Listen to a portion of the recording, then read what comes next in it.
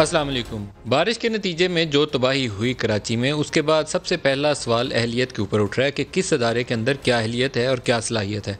क्या ये इतना बड़ा अचानक जो सरप्राइज़ इनको मिला, ये बिल्कुल अचानक था, ये पहले से एंटिसिपेट नहीं थे कर रहे? और क्या सिस्टम के अंदर ऐसी गुंजाइश थी कि लोग अगर ऐसे पानी के रेलों में फंस जाएं तो क्या करेंगे? कराची के अंदर बारिश आ गई तो उसका निकास क्या होगा? या उससे उलट हमने सारा कुछ किया कि ओवर दी ईयर्स जितने वहाँ पे बरसाती नाले थे और जो नदियाँ कराची के अंदर कुदरती तौर पर सेंचुरीज़ के अंदर डेवलप हुई हैं, उनको सारों के मुंह बंद करके उस लैंड को रिक्लेम करके कहीं पे हमने फेज़ 7 एक्सटेंशन बना दी, कहीं कुछ और बना लिया, और वो रास्ते जो कुदरती रास्ते थे बारिश के पानी के निकास के, वो सारे हमने बंद कर दिए। कचरा बेचने का कारोबार किया, नालों की ज़मीनों के ऊपर प्लॉट बनाकर चाइना कटिंग की। तो फिर जब वक्त आएगा तो फिर कराची डूबेगा, लोगों का जानी माली नुकसान हुआ, पानी घरों से नहीं निकला। और उसके ऊपर एक और पाकिस्तान के अंदर क़यामत यह है कि वो इदारे जिनको बनाया जाता है लोगों की सर्विस के लिए, वो जब मौका आता है तो लोगों को जहमत तो देते हैं, सहूलत देने का उनके बिल्कुल गुंजाइश उनके अंदर मौजूद नहीं। के इलेक्ट्रिक भी उन्हीं में से एक इदारा है।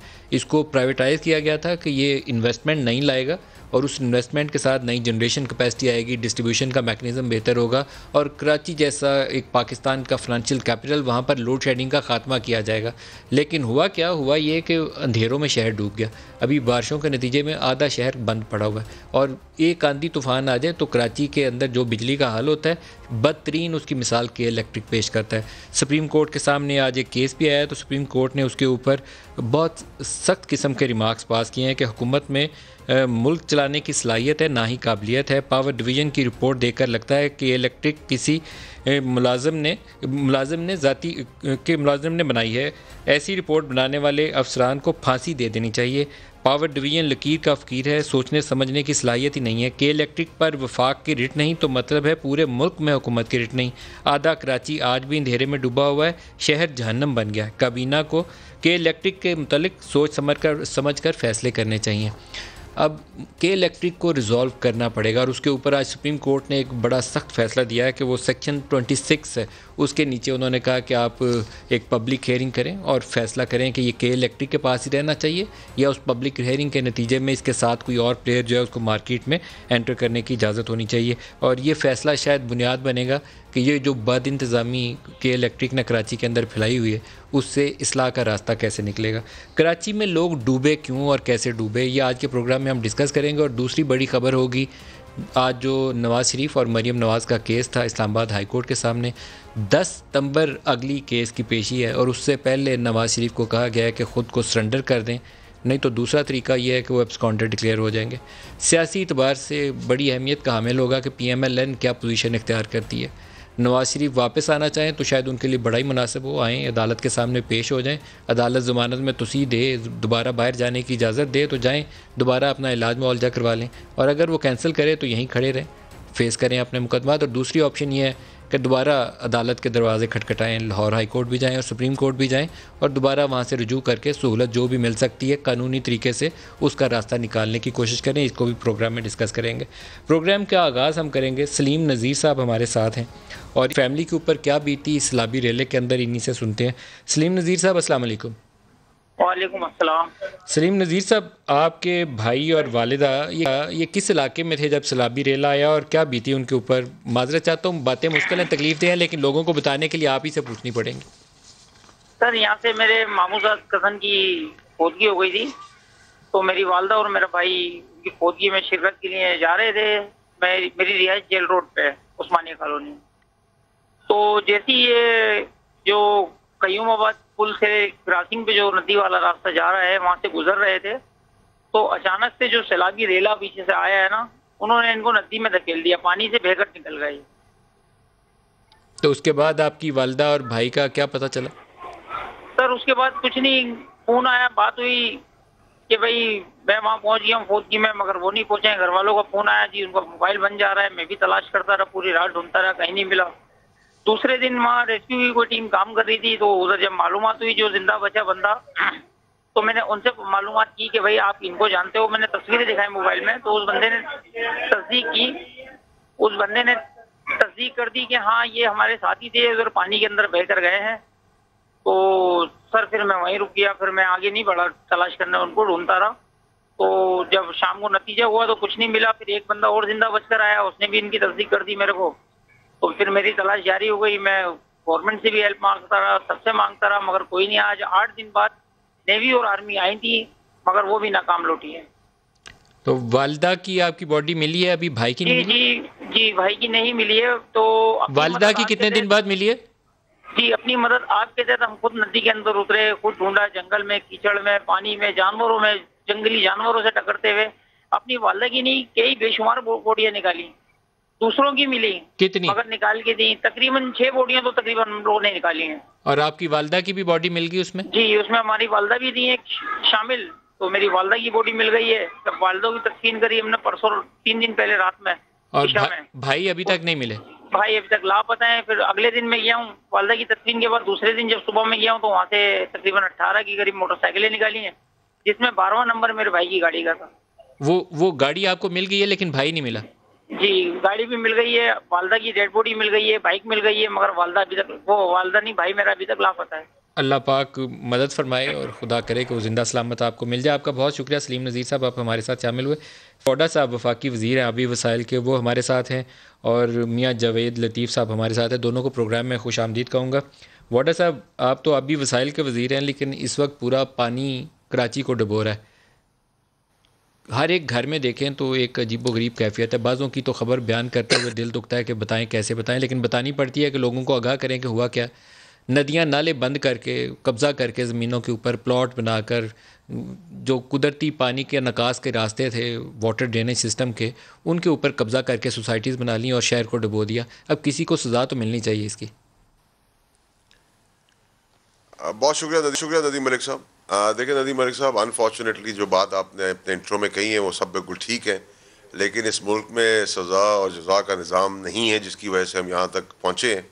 और दूसरी बात ये कि इंफ्रास्ट्रक्चर का आपने हाल देखा, 14 ट्रिलियन हम कराची पर ख़र्च कर चुके हैं। जो पानी बहा उसने जहाँ कराची के शहरियों को बहा है, वहाँ पीपल्स पार्टी की सियासत को भी बहा दिया है, उनके झूठे दावों को भी बहा दिया है, असलियत भी दिखा दी है। लेकिन मसला सारा ये है कि देखिए जी, मुझे कराची ने 14 सीटें दी हैं PTI को, और मैं इसे बार बार ये ब्लेम करके कि जी ये बुरे हैं, ये बुरे हैं, ये बुरे हैं, और 18वीं तरमीम बीच में, और मैं तासुब की नज़र हूँ और मैं चाहूँ भी तो मैं कुछ नहीं कर सकता, इससे मैं बरी ज़िम्मा अब नहीं हो सकता। मुझे कराची के लिए एज तारीख इंसाफ, एज फेडरल गवर्नमेंट कुछ ना कुछ करना है, चाहे उसके लिए मुझे किसी की पोजीशन को कॉम्प्रोमाइज़ करना पड़े, अंडरमाइन करना पड़े। और अभी वज़ीर आज़म साहब जुमे को एक्सपेक्टेड है। एक तो नदीम मलिक साहब ये है कि जुमेरात को हम एक पैकेज लेके आ रहे हैं जिसकी सुपरविजन, मॉनिटरिंग और एग्जीक्यूशन फेडरल गवर्नमेंट ही करेगी और फेडरल गवर्नमेंट के ही इदारे करेंगे। तो हम किस सूरत में पीपल्स पार्टी को कोई फ़ंड तो डायरेक्ट देने वाले नहीं हैं, लेकिन इस सूरत में क्योंकि उनका मैंडेट है, फॉर्चुनेट अनफॉर्चुनेट, जो हमें पसंद हो ना हो, कराची पाकिस्तान सिंध की आवाम को भी अब सोचना है कि 12 साल एब्सोल्यूट पावर देने के बाद पीपल्स पार्टी ने जो हाल किया इस शहर का, इस सूबे का, उनको खुद डिसाइड करना है। फिर 18वीं तरमीम आड़े बीच में आई हुई है, लेकिन हम जो ट्रांसफॉर्मेशन प्लान है उसका साइज क्या होगा, लोग जिसके तहत आपने ड्रेनेज सिस्टम बनाना है, रोड सीधी करनी है, डिस्ट्रीब्यूशन सिस्टम वगैरह ठीक करना है, उसका टोटल साइज कितना होगा पैकेज का? देखिए नदीम मलिक साहब, ये तो प्राइम मिनिस्टर साहब ही आपको बताएंगे, लेकिन मैं आपको ये ज़रूर कंफर्म कर सकता हूँ कि एक सब्सटेंशियल पैकेज है जो कराची की आवाम के लिए दिया जा रहा है, लेकिन under the supervision and guidelines and execution through federal government. इसमें हम खुद इंटरवीन करेंगे। आपकी आर्मी चीफ से मुलाकात हुई? जनरल बाजवा साहब खुद कराची के मामलात में दिलचस्पी ले रहे हैं और देख रहे हैं कि कैसे लोगों के लिए रिलीफ प्रोवाइड करना है, रेस्क्यू करना है और बेहतरी कैसे करनी है शहर के अंदर। कराची कोर पूरी लगी हुई है, रेंजर सारे लगे हुए हैं, जनरल बाजवा खुद मीटिंग्स कर रहे हैं। आपकी मुलाकात हुई उनसे? देखिए नदीम साहब, मेरी मुलाकात तो नहीं हुई, लेकिन नेचुरली हम भी अपने वफाकी इदारों के साथ इन टच हैं, कोर से भी हम इन टच हैं और बाकी दीगर महकमों से भी मैं इन टच हूँ, पर्सनली भी इन टच हूँ, क्योंकि ये महकमे भी गवर्नमेंट पाकिस्तान के हैं, रियासत पाकिस्तान के हैं और हर कोई अपना कंट्रीब्यूट करे। लेकिन अब सवाल जो है वो ये कि बरी ज़िम्मा कोई भी नहीं हो सकता। मैंने तो कोई सवा साल पहले प्रपोजल दिया था कि आप सारी पार्टियों को बिठाएं साथ, PSP को भी बिठाएं, जमात इस्लामी को भी बिठाएं, वो पार्टियां जो इलेक्ट नहीं हुई हैं, जिनका कोई 3-4 मेंबर्स के ऊपर मदमी है, उनको भी बिठाएं, रिक्शे वाले को भी बिठाएं, बिजनेसमैन को भी बिठाएं, क्योंकि ये पूरा पाकिस्तान कराची चलाता है। अनफॉर्चुनेटली उस वक्त कंसेंसस उसके ऊपर नहीं हो सका, कुछ एलाइज थे, उन्होंने कहा नहीं ये इस तरह पॉसिबल नहीं है। खैर आपका ये जो रीजन वो साल पहले तो नहीं हो सकता। ट्रांसफॉर्मेशन का जो पैकेज है शायद इसके अंदर लीड रोल आर्मी या FWO या ऐसे अदारों को मिलेगा, क्योंकि ये हंगामी बुनियादों के ऊपर ड्रेनेज सिस्टम जो है उसको दुरुस्त करना है और दोबारा लाइनिंग वाइनिंग करनी है, सारे नालाज वगैरह का जो कब्जा है वो छुड़वाना है। तो फ़ौज का रोल इसके अंदर कलीदी होगा, शायद इसीलिए आर्मी चीफ खुद मीटिंग्स कर रहे हैं। देखिए नदीम मलिक साहब, ये आपकी बात बिल्कुल बजा है और इसमें लीडिंग रोल यही इंस्टीट्यूट्स को देना पड़ेगा, क्योंकि इनकी एक क्रेडिबिलिटी भी है, साख्त भी है और परफॉर्म भी कर सकते हैं। लेकिन मैं आपको अभी भी बता दूं कि शॉर्ट टर्म में आप इसका परमानेंट सोल्यूशन नहीं कर सकते, क्योंकि जैसे आपने कहा, मैंने पहले ही प्रोग्राम्स में कहा, निशानदेही भी की कि इंक्रोचमेंट प्लाजाज और घर और सोसाइटीज़ बनी हुई हैं जो नालों से ड्रेनेज सिस्टम है, तो उनको इंक्रोचमेंट को आप गिरा नहीं सकते। उसके अंदर ह्यूमन राइट्स का वायलेशन की चीज़ें आ जाती हैं। जो गरीब आदमी ने घर ख़रीदा हुआ है उसका कोई कसूर नहीं है, बिल्डर भाग गया है, उसमें मेजॉरिटी जो अलॉटमेंट्स हुई हैं वो पीपल्स पार्टी के अपने जालों के वहाँ से हुई हैं। तो ये सब चीज़ें ऑन द रिकॉर्ड हैं और इससे पहले MQM अल्ताफ़ वाली है, वो बरी ज़मान नहीं हो सकते। तो इस मुल्क को, तो इस सूबे को जिसने सबसे ज़्यादा कंट्रीब्यूट किया पाकिस्तान, जो कराची के इक़्तिदार में हिस्सा लेता रहा पिछले 30 साल, उस सारे को जवाब देना पड़ेगा। आप मेहमानों की इजाज़त से हमारे साथ मोहम्मद सलीम हसन वट्टू साहब CEO हैं क्लिफ्टन कैंटोनमेंट बोर्ड के, तो इनको भी प्रोग्राम में शामिल करना चाहूँगा। वट्टू साहब, आपको प्रोग्राम में खुशामदीद भी कहूँगा। शायद कराची का ये वो इलाका था जिसको सबसे साफ़ शफाफ कहा जाता है, लेकिन उसके बाद आपने जो हालत देखी ख़ास तौर पर आपके फ़ेज़ 6 के अंदर, तो सवालात उठ गए कि आपके अपने बोर्ड के अंदर कितनी अहलियत है। हमें कुछ लोगों ने वहाँ फुटेजेस बना के भेजी जो मैं स्क्रीन पे डालूंगा अभी कि सड़कों को दरमियान से तोड़ के वो स्टॉर्म वाटर ड्रेन डेवलप किया गया था, वो ड्रेन नहीं हुआ। फ़ेज़ 7 एक्सटेंशन जो है वो मलीर नदी का मुंह बंद करके, तो उस तरफ से जो कुदरती बरसाती पानी का रुख था उसको रोक कर डेवलप किया गया, जो एक बज़ात खुद रुकावट बन गया, पानी नहीं निकला। तो आप इनको कैसे डिफेंड करेंगे?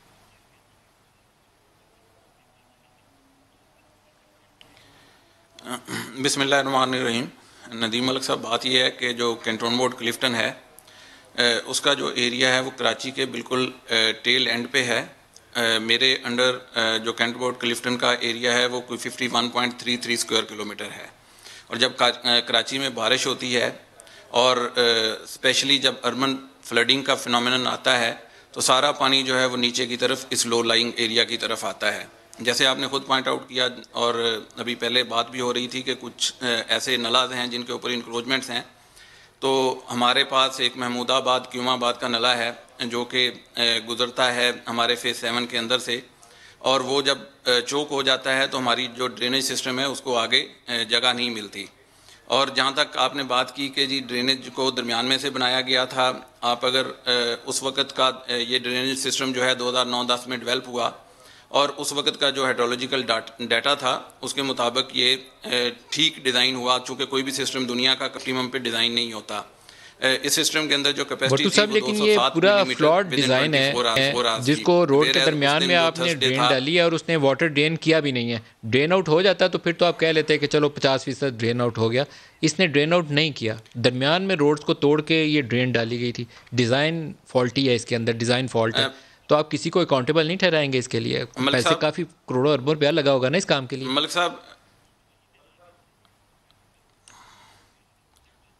मलिक साहब इसकी डेफिनेटली जो डिज़ाइनर्स हैं उनकी आज भी एक मीटिंग में डिसाइड हुआ है, थर्ड पार्टी एवेल्यूएशन होगी। और सेकंड में आपको बताऊं कि यही इसी ड्रेनेज सिस्टम ने पहले 5 स्पेल गुजारे हैं। और जैसे आपने खुद आइडेंटिफाई किया कि फ़ेज़ 6 का एरिया जो है उसके अंदर अभी तक इनंडेशन है और उसके अंदर भी बड़ा माइनर सा एरिया है, जो कि फ़ेज़ 6 का टोटल एरिया जो है 7.7 स्क्वायर किलोमीटर है और उसके अंदर अभी तक जो प्रॉब्लम है वो सिर्फ 1 स्क्वायर किलोमीटर के अंदर है। तो इससे आप अंदाज़ा कर सकते हैं कि वो जो टोटल ओवरऑल एरिया का 1% कॉन्स्टिट्यूट करता है और फ़ेज़ 6 का 14% है। यस, जब अर्बन फ्लडिंग का फिनोमेनन होता है तो पानी को निकालने में मुश्किलात दरपेश होती हैं। तो उस हवाले से चूँकि सिस्टम डिज़ाइन इस तरह का हुआ था, उस वक्त इतनी बारिशें नहीं होती थी। बारिशों का फिनोमेनन चूँकि कराची के अंदर नया है तो डेफिनेटली सारे सिस्टम को अभी 10 साल पहले की बात कर रहे हैं हम, कोई 100 साल पहले की तो बात नहीं कर रहे। अंग्रेज़ के बनाए हुए पुल आज भी 100 साल बाद भी आप इस्तेमाल करते हैं। हम 10 सालों में कहते हैं कि ये हट गया, हालांकि आपके पास एक फिनोमेना मौजूद है जिसमें 3-4 साल ड्राई स्पेल आते हैं, 3-4 साल अबव नॉर्मल रेन आती है। तो ये तो पाकिस्तान में एस्टेब्लिश्ड एक फिनोमेना था और फिर क्लाइमेट चेंज भी थी। तो 2010 में हम इन चीज़ों को मद्देनज़र क्यों नहीं रखा? 2010-11 में पूरा सिंध सैलाबों में डूबा हुआ था।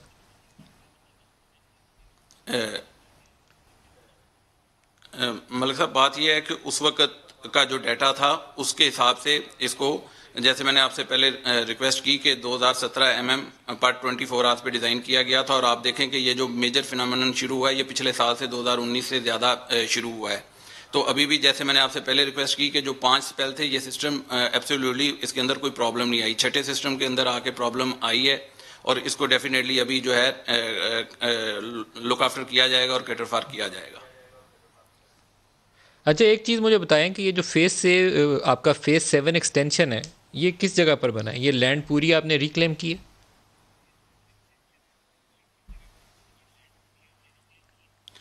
जी, ये रिक्लेम्ड लैंड के ऊपर है फेस 7। तो रिक्लेम्ड लैंड की वजह से पानी का निकास डिस्टर्ब हुआ है?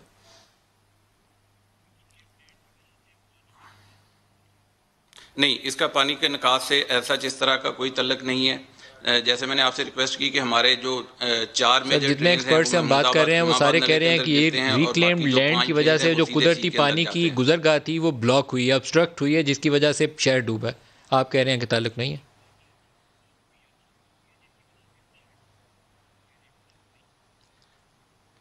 मैम मलिक साहब, इस वजह से आपको पहले भी बता चुका हूं कि जब महमूदाबाद क्यूमाबाद का जो नला है वो सीधा पानी लेके उसको सी के अंदर जाता है, उसके ऊपर जब प्रेशर डेवलप होता है तो उस वजह से बेसिकली प्रॉब्लम आती है।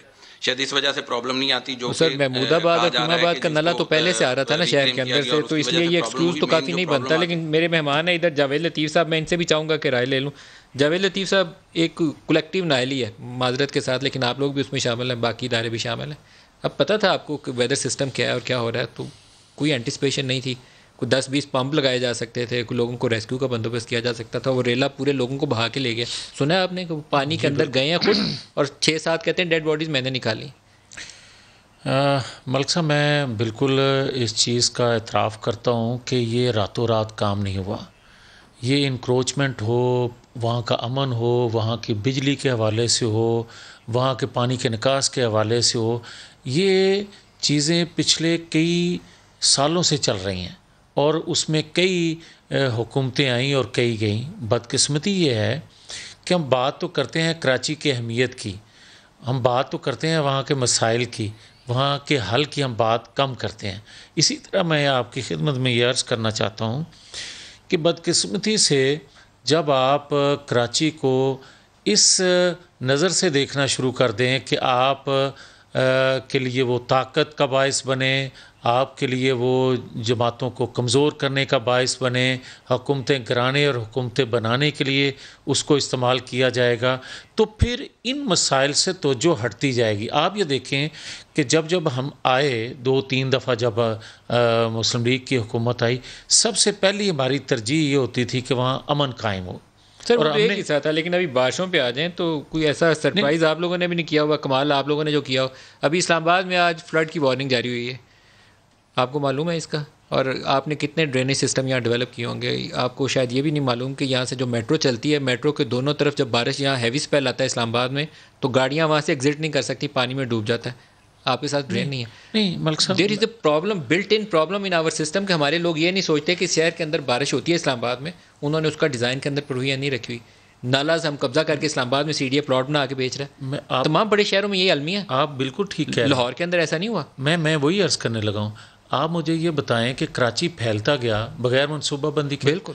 आप ये बताएं कि अगर आप लाहौर की ज़रूरत को सामने रख के आइंदा के 20 सालों को या 40 सालों को कोई मनसूबाबंदी करते हो तो आप पे तो उंगलियां उठती हैं, मगर जहाँ काम होना चाहिए वहाँ कोई बात करने के लिए तैयार ही नहीं है। जिस तरह आप इस्लामाबाद का जिक्र कर रहे हैं या दीगर बड़े शहरों का आप जिक्र कर रहे हैं, वहाँ अगर काम करने के लिए उस सूबे की हुकूमत काम करती है तो कहा जाता है कि वसाइल देखें कहाँ खर्च किए जा रहे हैं।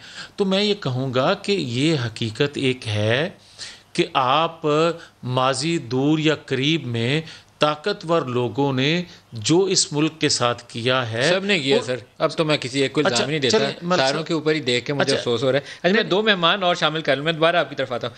कमर अनवर साहब हैं, रहायशी हैं DHA के, पहले इनसे बात करते हैं। अनवर साहब अस्सलाम वालेकुम। नदीम भाई।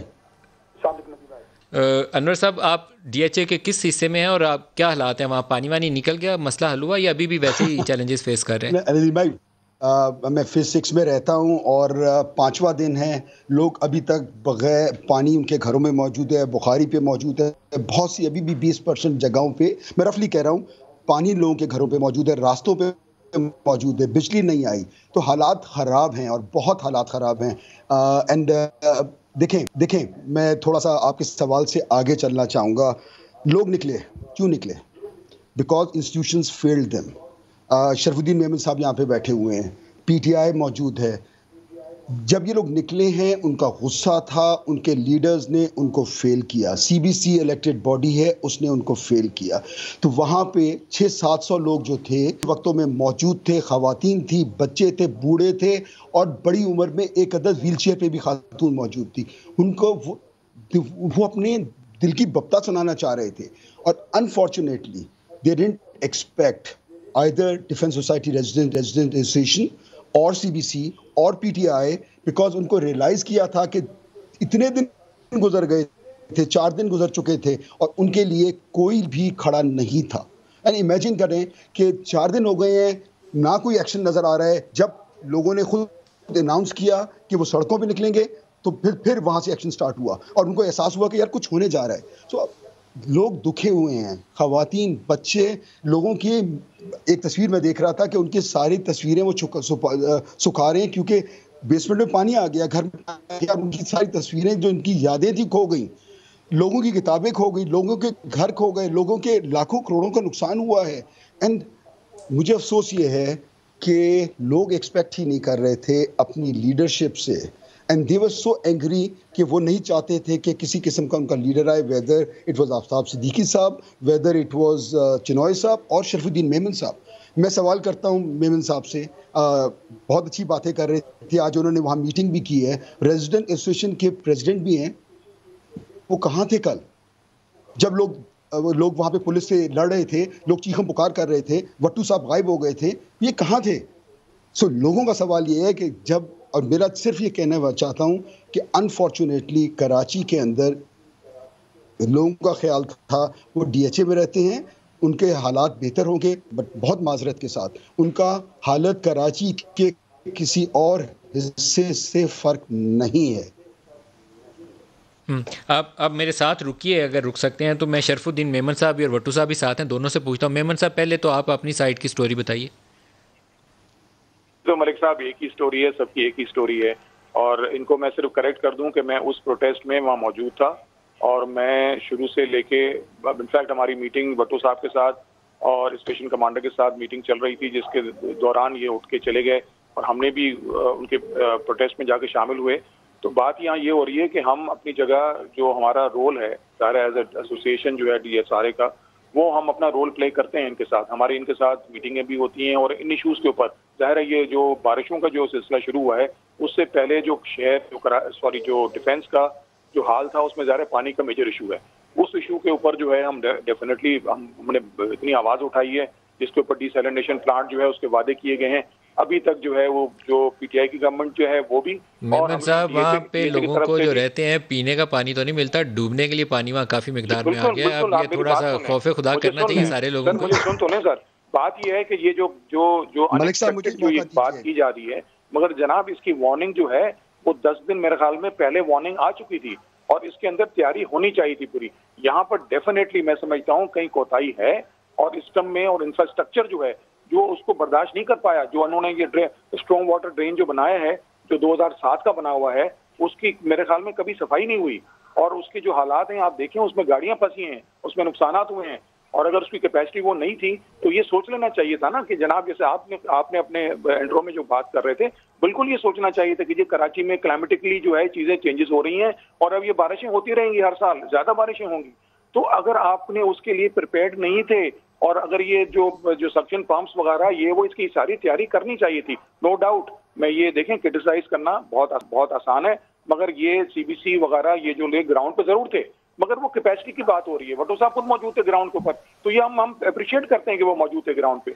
मगर ये अगर मैं आपको थोड़ा सा अपडेट कर दूं अपने सारे देखने वालों को, 30 जून 2020 को, ये मैं अपने सारे देखने वालों को भी और आप सब मेहमानों के लिए भी अपडेट दे रहा हूँ, आउटलुक फॉर मॉनसून, ये 30 जून 2020 और आज हम खड़े हैं 1 सितंबर में, जुलाई तो मैं तो ये कह रहा हूँ ना, तो हाँ, ये इतना गुड इनफ टाइम है जिसमें पेशबंदी करनी चाहिए थी। तो मैं ये जो है ना, इस रिएक्शन टाइम में क्या किया गया? भट्टू साहब आप बता सकते हैं क्या किया गया इस अरसे में?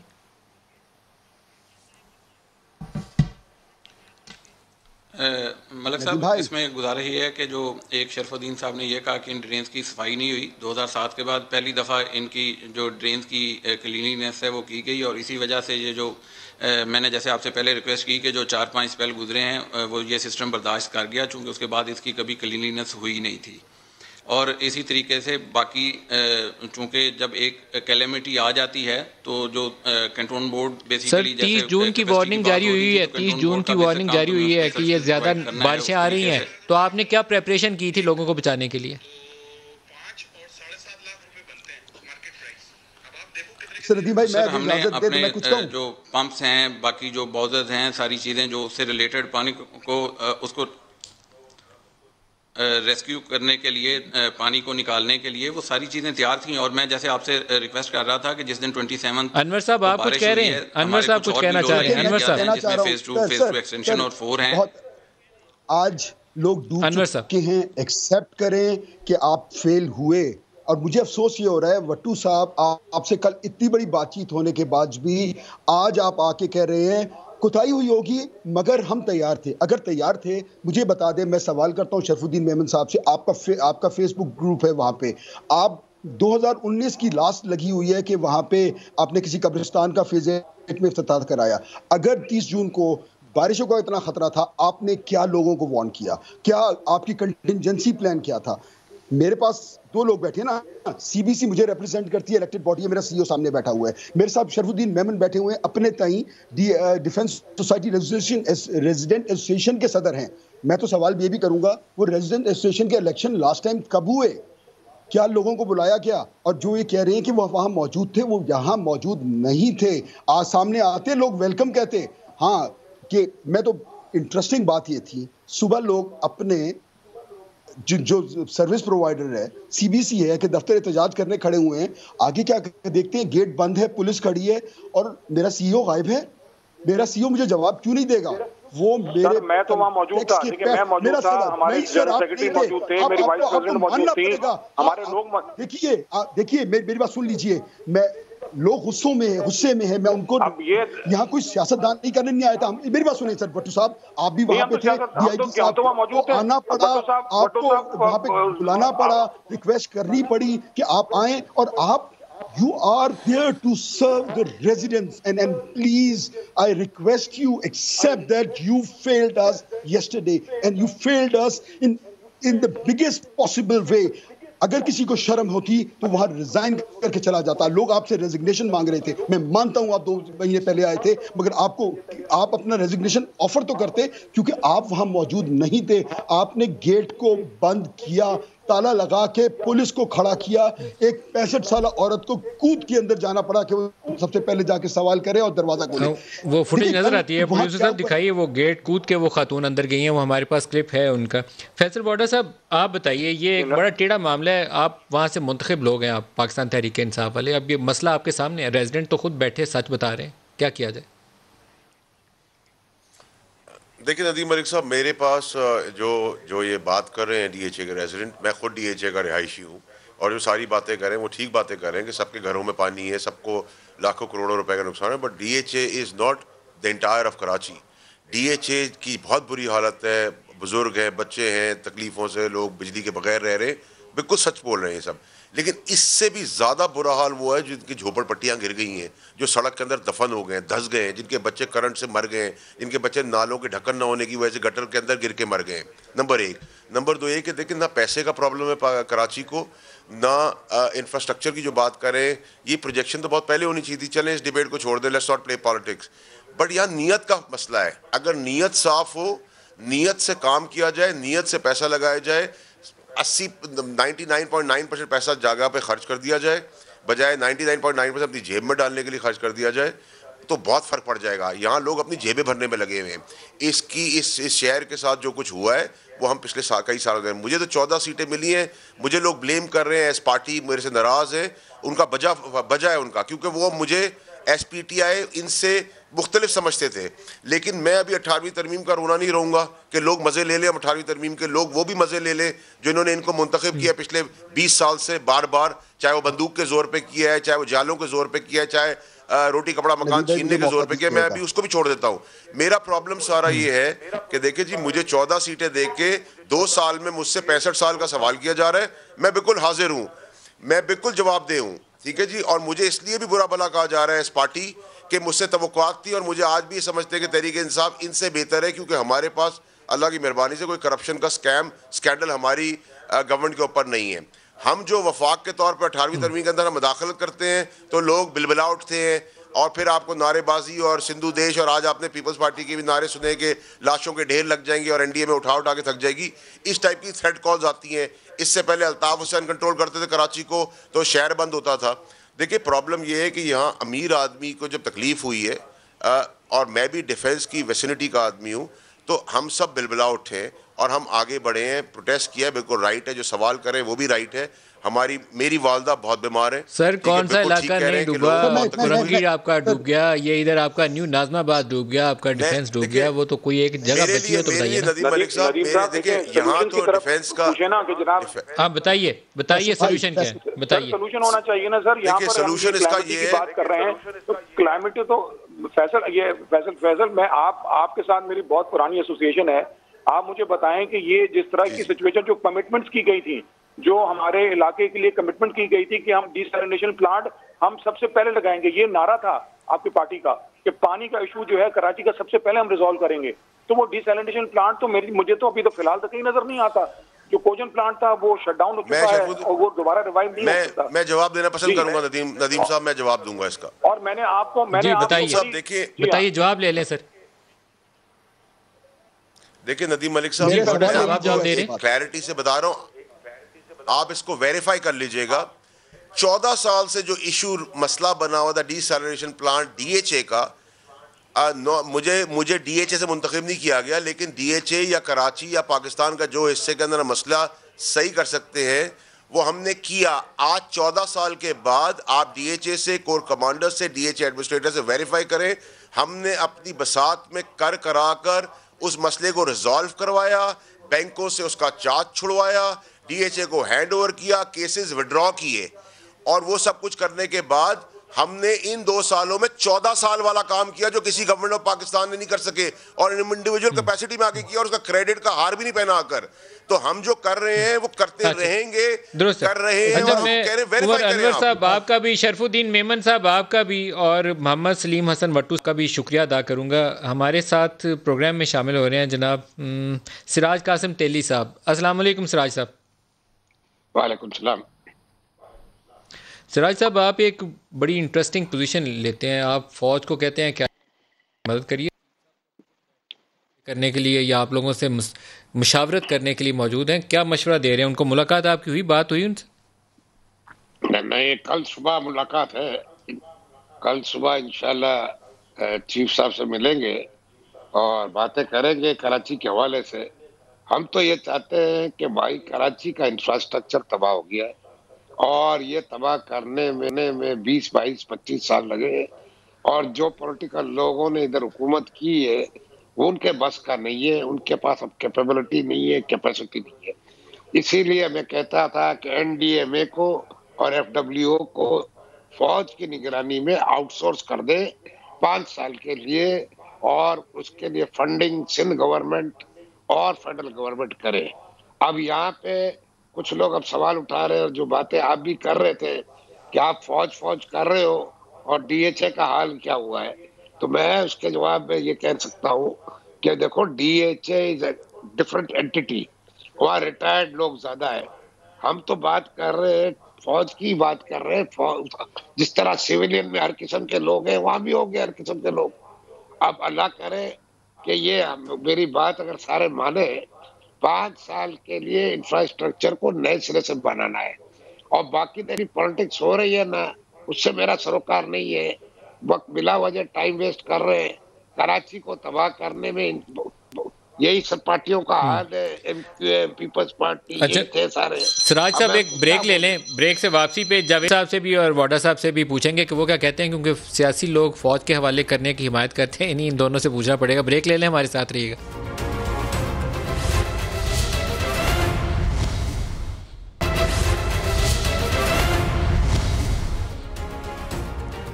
प्रोग्राम में दोबारा खुश आमदीद कहते हैं। आपने अभी जावेद लतीफ़ साहब सुन लिया है कि तेली साहब ने कहा है कि कराची को फ़ौज के हवाले करें, NDMA और FWO के, और आर्मी चीफ ने ख़ुद मुलाकात करनी है कल बिज़नेस लीडर से, तेली साहब भी मिलेंगे। तो आपको लगता है ये कोई मुनासिब तरीका हो सकता है? कतई मुनासिब नहीं है, इसलिए कि देखें, कराची को हमेशा आइन कानून से बाला एक स्पेशल इलाके के तौर पर ट्रीट किया गया है, और ये मलिक साहब आज की बात नहीं है, पिछले 30-35 सालों से ऐसा हो रहा है। आप मुझे ये बताएं कि अगर अभी फैसल वाडा कह रहे थे कि वो सिंधु देश का नारा लगा, तो जनापुर का भी तो नारा लगता रहा, और उसमें किसी ने उसको चेक किया जो लगाते थे नारा। और फिर मैं ये कहूँगा कि पाकिस्तान एक अलग कानून था, कराची एक अलग कानून था, और ये मसाइल जो जन्म लिए हैं जिन्होंने, इन्होंने रातों रात जन्म नहीं लिया। मैं पहले भी कह चुका हूँ कि कराची अगर फैलता गया तो बगैर मनसूबाबंदी के फैलता गया। कराची में अगर एनक्रोचमेंट होती रही तो मुझे बताएं कि कुछ चेक खाली जो सूबे की हुकूमत थी वो ज़िम्मेवार है या दीगर अदारे भी ज़िम्मेवार हैं। और मुझे ये बताएं कि कराची के वो लोग जो जनापुर का जिक्र करते थे, क्या उनका ऐसा था या कोई ऐसा अदारा था जो उनको चेक करता? इसी तरह आज जो इमरान खान साहब कर रहे हैं, आप मुझे ये बताएं, जो लोग ये पाकिस्तान मुखालिफ नारे लगाने वाले थे वो अपने अंजाम को पहुंच चुके हैं। कब पहुंचे? वो एक कुदरत का निज़ाम है, लेकिन पहुंचे नहीं। मैं नदीम मलिक साहब जब उन्होंने तबाही मचा दी कराची की, आज हम क्यों रोना रो रहे हैं कि वहाँ तो भाई बात करना महाल था, वहाँ तो बात तो बड़ी दूर की बात, दिल में अगर किसी को कोई ऐसी बात होती नफ़रत तो उसको पकड़ के बोरीबंद लाश मिल जाती थी अगले दिन। मैं ये कहता हूँ कि पाकिस्तान के अंदर भी आज वही हालात हैं जो कराची के आज से 35 साल पहले थे। आज पाकिस्तान के अंदर क्या हो रहा है? आप मुझे ये बताएं कि आप आज मौजूदा एक जस्टिस हैं, उनके बारे में क्या हो रहा है? इसी तरह आप ये देखें कि 3 दफ़ा का प्राइम मिनिस्टर जो है वो आज धक्के खा रहा है इंसाफ लेने के लिए। मुझे आज ये बताएं आप कि क्या दीगर अदारों में बैठे लोग जो थे इतने पवित्र थे? नवाज शरीफ साहब तो लंदन बैठे हुए, धक्के तो नहीं खा रहे। यार मुझे ये बताएं नदीम मलिक साहब, ये धक्के नहीं तो और क्या है कि एक पनामा अकामा पे चला गया बंदा, मगर जो एक स्टोरी पिछले दिनों से चल रही है, क्या उस पर किसी ने नोटिस किया? और इसी तरह मैं ये अर्ज करूंगा आपको एक पहले बयान सुनवाता हूँ, मरियम का बयान सुनाएं जी, आपसे फिर पूछते हैं। दिखाइए मरियम ने आज बोला क्या। उनकी पेशी थी जिसमें अदालत ने आज कहा है कि 10 सितंबर तक नवाज शरीफ पेश हो जाएं। 10 सितंबर को अगली पेशी होगी, नहीं तो फिर वो अदालत कानून के मुताबिक और इंक्लूडिंग नैब लॉ के मुताबिक कार्रवाई जो है उसका हुक्म दे देगी। दिखाइए आज क्या कहा मरियम ने। इमरान खान कहा करते थे कि नवाज शरीफ बाहर चले गए तो मेरा तो जो एहतसाब का नैरेटिव है वो बहुत कमज़ोर हो गया। तो मैं ये सवाल करना चाहती हूँ इमरान खान से और उनकी हुकूमत से, तो एहतसाब का नैरेटिव किस गार में बैठ के सो रहा है, या वो कहाँ छुपा हुआ है जिसमें एहतसाब के नैरेटिव को आज कोई चैलेंज नहीं है? फैसल वाडा साहब। जी नदीम भाई, मेरा आपका इसमें सवाल क्या है? For me it's an irrelevant statement. नहीं, रिलेवेंट तो नहीं है। वो कह रही हैं कि अपने लोगों का भी एहतसाब करें, जिनके ऊपर अभी चार्जेस लग रहे हैं सारों के ऊपर करें। सवाल तो डायरेक्ट है। सर हमने तो कभी इनकार नहीं किया, ना हमारे इर्द गिर्द के लोग अगर जिन पे इल्ज़ाम है वो मुल्क से भागे हुए भी नहीं है और इश्तिहारी भी नहीं है, और ना हमारा समधी भागा हुआ है, ना बेटे भागे हुए, ना दामाद भागे हुए, ना बेटियां भागी हुई हैं। हम में से तो कोई नहीं भागा हुआ। अगर है किसी को केस तो वो खुले करें, जिसके बाकी के साथ करें वो उनके साथ भी हो रहा है। लेकिन आपने सुना कि कोई भाग गया है, किसी का बच्चा भाग गया है, किसी का दामाद भाग गया है, किसी का समधी भाग गया है, किसी का बहनोई भाग गया है, किसी का बेटा भाग गया है, कोई खुद भाग गया है, कोई टब्बर भाग गया है, खानदान भाग गया है, इश्तिहारी हो गए। देखिए मलिक साहब, ये तो आप नदीम मलिक साहब बहुत पुरानी डिबेट होगी। देखिए प्रॉब्लम ये है कि जो अभी अंजाम होगा क्या इस केस का? बड़े भी वाडा साहब, इस केस का अंजाम होगा क्या? नदीम मलिक साहब 65 साल से जिस मुल्क में होता रहा है वो खेल तो अभी भी आपको नजर ही आ रहा है ना। तो ये अल्लाह करे कि कुछ इस बार एक्शन हो, इंटरपोल के थ्रू हम अरेस्ट करवाएं। हमारी ट्रीटीज नहीं साइन, कभी आप सुना था इंटरपोल के जरिए अरेस्ट करवाएंगे नवाज शरीफ को? ट्रीटीज बिल्कुल सर, ये हमारे पास ये ऑप्शन है, लेकिन ट्रीटी का एक प्रॉब्लम है, लेकिन हम इंटरपोल को बिल्कुल करेंगे। तो कोर्ट ने अगर एक चीज़ दे दी और नैब कवानीन बीच में आ गए तो that's the end of the story, number 1। Number 2, Nadeem Malik साहब, सिराज तेली साहब ने बात की, मुझे नहीं पता समझ में आता कि लोगों के ये पहले इसका जवाब जावेद लतीफ़ साहब आपको देना चाह रहे हैं, पहले वो सुन लें। जी जावेद साहब। मैं नदीम मलिक साहब आपके तवज्जुह से ये अर्ज़ करना चाहता हूँ कि इनकी कैबिनेट के 50% लोगों पे यही चार्जेस हैं, रेफरेंस बने हुए हैं, नैब के अंदर वो मतलूब हैं। क्या ये तहफ़्फ़ुज़ फ़राहम उसको नहीं कर रहे उन सब लोगों को? और दूसरा कैसे तहफ़्फ़ुज़ फ़राहम कर? मैं अर्ज़ करता हूँ, किसी को नैब इनकी मर्ज़ी के बगैर पकड़ता है? मुझे ये बताएं, जिसका मैंने अभी जिक्र किया, या कहते हैं दौड़े हुए कौन है? जहांगीर तरीन दौड़े हुए नहीं है।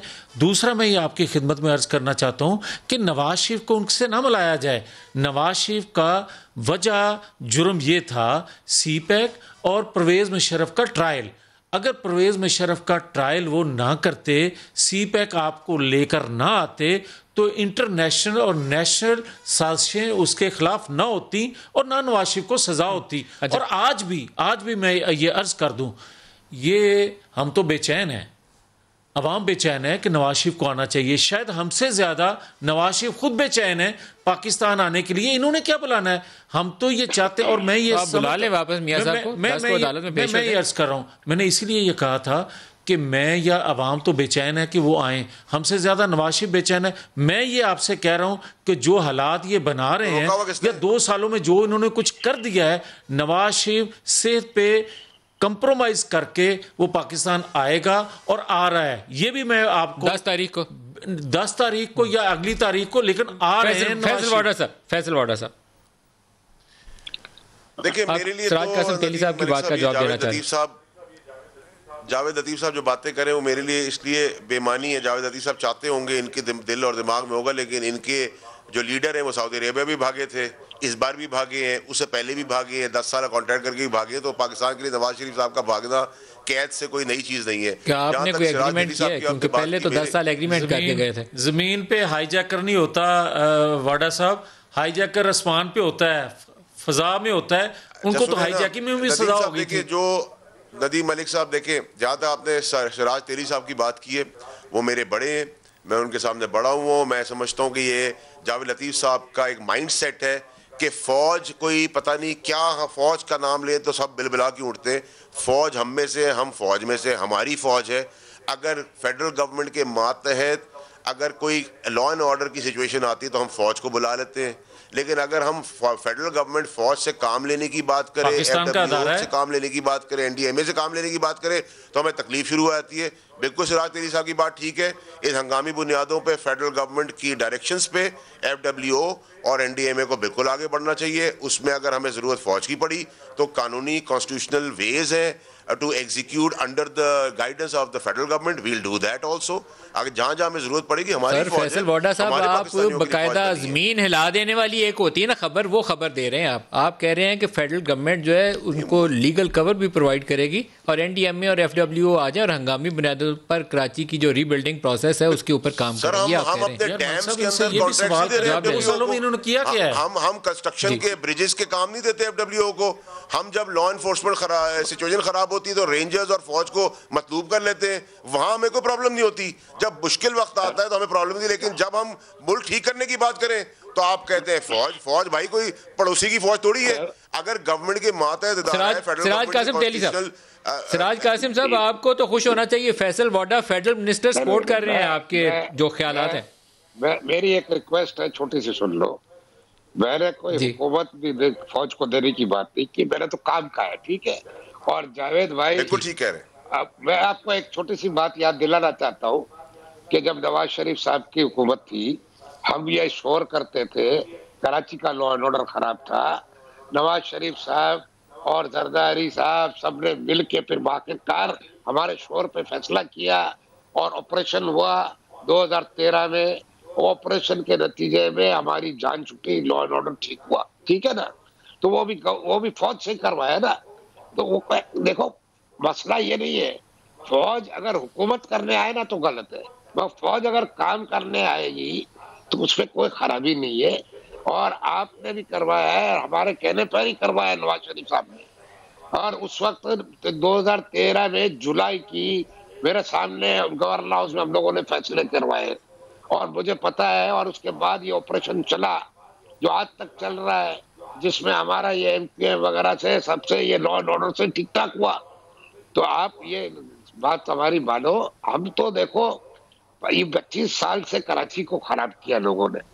हम चाहते हैं एक दफा ठीक हो जाए, फिर कोई इसका मैकेनिज्म बन जाए कि आगे कैसे चलेगा। इसका मतलब ये नहीं है कि हम कह रहे हैं, लेकिन आपको एतबार नहीं है पीपल्स पार्टी के ऊपर या पाकिस्तान तहरीक इंसाफ के ऊपर, आपको भरोसा नहीं है? आप कहते हैं कि फौज का इदारा ये तरक्याती काम करे। भरोसे की बात नहीं है, बात क्या है कि जो इदारे आज है ना, उनमें वो कैपेबिलिटी नहीं है। अब वो बिल्ड करने जाएंगे तो उसमें और लंबा टाइम लगेगा। तो पहले ये काम करवा ले, इस दौरान कैपेसिटी बिल्डिंग करे अपने इदारों की, ताकि फिर पीटीआई हो या पीपल्स पार्टी हो या नून लीग हो, हमको तो कराची साफ सुथरा चाहिए। हमें तो कराची के इंफ्रास्ट्रक्चर चाहिए। हम 70% टैक्स देते पूरे पाकिस्तान को खिलाते हैं। हमारे साथ तो ऐसा जुल्म ना हो ना, बस इतनी सी बात है। हम और क्या कह रहे हैं? कोई चीज गलत है तो नहीं मांग रहे। जावेद लतीफ साहब, अब आप क्विकली एंड की तरफ आ रहे हैं। उन्होंने तो अपना पॉइंट ऑफ व्यू दे दिया है, आप सपोर्ट करते हैं? नहीं, मैं कतन इस बात को सपोर्ट नहीं करता कि आप किसी एक अदारे को बैठा दें। मैं ये कहता हूँ कि जिस तरह उन्होंने ऑपरेशन की बात की, तो भाई हुकूमत वक्त या चीफ एग्जेक्टिव एक फ़ैसला करता है तो अदारों ने काम करना होता है। कोई चीफ एग्जेक्टिव में खुद बंदूक पकड़ के तो ऑपरेशन खुद करने थोड़ी निकल जाना है। इसी तरह आज मैं ये कहूँगा कि पाकिस्तान के दीगर अदारे कहाँ हैं? जिस तरह हम नैब की बात करते हैं कि एहतसाब के बाकी अदारे कहाँ हैं? आप एक अदारे को आप इतने इख्तियारात दे के अपनी मर्ज़ी के लिए इंतकाम ले रहे हो लोगों से। इसी तरह आप अगर ऑपरेशन करना चाहते हो, अगर आप कराची के मामला को दुरुस्त करना चाहते हो, तो बाकी दीगर अदारे कहाँ हैं भाई? या ये आप कह दें कि उनमें ये कैपेसिटी नहीं है या आपकी ये विल नहीं है। मुझे ये भी 2013 में तो आपको रेंजर्स लेड करना पड़ा, पुलिस पावर्स भी देनी पड़ी। क्यों किया? क्योंकि आपका ख्याल था कि पुलिस के पास जब आप यहाँ इस्लामाबाद में खड़े होकर ये कहेंगे वहाँ लाशें गिर रही थी और आप कह रहे थे कराची में ये देखो। 2013 में तो आपने फैसला किया ना, हमने ठीक किया, हमने दुरुस्त किया। इसलिए हुकूमत का फैसला उस वक्त ठीक था, वो करें तो गलत होगा। ना, ये नहीं का, वो और बात कर रहे हैं। हमने जो बात की, हमने वहां अमन कायम करने के लिए, दहशत गर्दों से पाक करने के लिए, कराची को रोशनी का शहर बनाने के लिए। फैसल बॉर्डर साहब, दोबारा आपसे पूछ लूँगा। अब मेरे ख्याल में एक पॉइंट ऑफ व्यू है जो हमारे सामने है, और ट्रांसफॉर्मेशन प्लान जो है वो प्राइम मिनिस्टर ने उसकी इन प्रिंसिपल ओके कर दिया। जुमेरात या जुमे को कराची आएंगे तो ऐलान भी करेंगे, तो उसमें फिर कलीदी किरदार FWO और NDMA या फौज का कोई नुमाइंदा होगा जो एज एडमिनिस्ट्रेटर या एक सुपरविजन ओवरसाइट प्रोवाइड करेगा और ये अदारे काम करेंगे। कुछ ऐसा मॉडल बनाया जाएगा? देखिए नदीम मलिक साहब, मेरे ख्याल से बिल्कुल ऐसा ही मॉडल होगा। और जैसे तेली साहब ने कहा, हम फौज के हवाले मुल्क को नहीं कर रहे। हम फौज या FWO या NDMA जो फेडरल गवर्नमेंट के इदारे हैं, ऑर्गन्स हैं, उनसे काम लेने के लिए, उनको गाइडेंस के तहत एक स्पीडी काम करने के लिए हंगामी बुनियादों पे डायरेक्ट कर सकते हैं, सुपरवाइज कर सकते हैं और उन पर ट्रस्ट भी करते हैं। और आज भी जो नाले साफ हुए हैं या इससे पहले बारिशों में नाले साफ हुए हैं, वो भी NDMA और FWO ने किए थे। तो उस वक्त तो जावेद लतीफ साहब को प्रॉब्लम नहीं होती है। पता नहीं एक फौज के नाम का इनका फोबिया है, क्या है, मुझे नहीं पता। मैं ये इनको समझाना चाहता हूँ कि फ़ौज हमारी है, हमारे इदारे हैं। हमें जिस वक्त ज़रूरत होगी फेडरल गवर्नमेंट को, वो इदारे जैसे आपको बॉर्डर में बचाते हैं, जैसे आपको रेस्क्यू करते हैं, जैसे आपको फ्लड्स में मदद देते हैं, सैलाब में मदद देते हैं, आज भी और कल भी और परसों भी जो बच्चे निकाले इंटीरियर सिंध के अंदर, वो फ़ौज के जवान थे। तो उनको शाबाशी दें और उनको अपना ही समझें। वो अपने हमारे ही हैं, वो कोई पड़ोसी मुल्क के नहीं है। आप लोगों की पार्टी की नून लीग का मसला है कि इंडियन प्राइम मिनिस्टर से कि इंडियन फौजियों को तो आप सलाम करते हैं, लेकिन अपने जो शहादत दे रहे होते हैं, जो मुल्क को बचा रहे होते हैं, उनको आप हमेशा क्रिटिसाइज करते आए थे, क्रिटिसाइज करते रहेंगे। ऐसा हम नहीं करते। हमने मकबूजा कश्मीर नहीं दिया था। हमने ये जो जिसको आप फांसी कहते हो देनी चाहिए थी, उसको हमने ये नहीं कहा था कि जब हमारी हुकूमत बनी तो हम फांसी देंगे। सलाम अपनी कौम के बेटों को, किसी और को नहीं। सिराज कासिम तेली साहब, क्लोजिंग रिमार्क्स। कल सुबह जब मीटिंग होगी तो क्या मशवरा देंगे आर्मी चीफ को? वही मशवरा दूंगा जो मैंने आज आपको कहा है, और मैं यही रिक्वेस्ट करूंगा कि किसी तरह हमारे शहर को स्पीडी तरीके से इंफ्रास्ट्रक्चर क्रिएट करा दे, वापस से सब सही हो जाए। इसलिए कि हमारे यहाँ रोड ऐसे हो गए हैं गलियों में जो जीपेबल नहीं है। साहब, जावेद लतीफ़ साहब, सिराज कासिम तेली साहब, आप सबका बहुत शुक्रिया। आज के लिए इतना ही, इजाज़त दीजिए। खुदा हाफिज़।